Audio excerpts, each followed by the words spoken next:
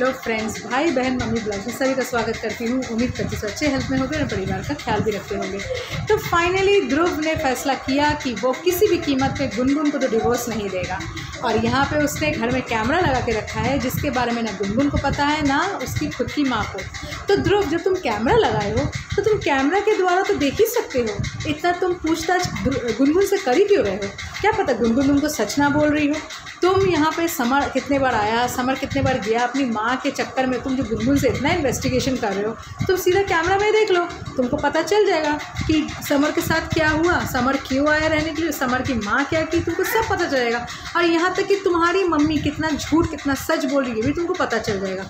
और ये जो पट्टी बांध के तुम्हारी मम्मी बैठी है, इस पट्टी को थोड़ा कृपया करके खोल के देखो सच में चोट लगा भी है कि नहीं तो उनको बोलो सीधा कि चलो डॉक्टर के पास, देखते हैं दिमाग का भाई बात है, कहीं कोई अंदरूनी चोट तो नहीं लग गई है, इसे तुम चल के देखो डॉक्टर के पास कि क्या हुआ है क्या नहीं हुआ। तुमको तो ऐसे ही पता चल जाएगा उनको चोट लगा है कि नहीं। क्योंकि तुम्हारी माँ साक्षात झूठी एक औरत है जो हमेशा अपने बेटे के घर को बर्बाद करने का ही सोचती है। उनको पता नहीं क्यों गुनगुन अभी भी उनको नहीं पसंद। गुनगुन जो की सो की, अब तो गुनगुन ऐसा कुछ कर नहीं रही है। तो अब तो तुम जब गुनगुन को अपनाने के लिए रेडी हो तो तुम्हारी मम्मी को अभी भी इतना 36 का आंकड़ा क्यों है? तुम्हारी मम्मी एक नंबर की चालबाज औरत है जो अपने बेटे बहू को अलग करने के लिए कुछ भी साम दाम दंड भेद कुछ भी कर सकती है। उनके लिए कुछ भी पॉसिबल है।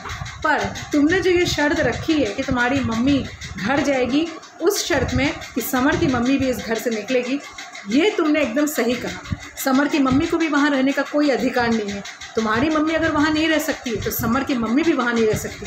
क्योंकि तुम्हारी मम्मी वहाँ इसलिए रह रही थी क्योंकि वो तुम्हारी बीवी का घर है और वो तुम्हारी बीवी जो गुनगुन है वो तुम्हारी माँ की बहू है। तो सास अपनी बहू के साथ रह ही सकती है।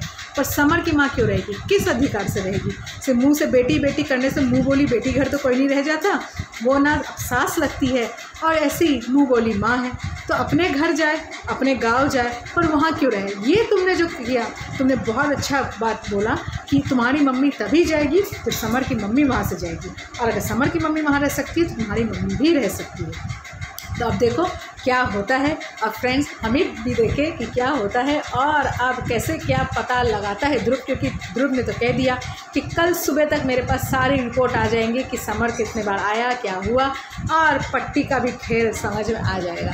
तो चलिए, जिसको मेरा ब्लॉग अच्छा लगा प्लीज़ एक लाइक ज़रूर कीजिएगा, चैनल में है प्लीज़ सब्सक्राइब ज़रूर कीजिएगा। तब तक के लिए बाय बाय।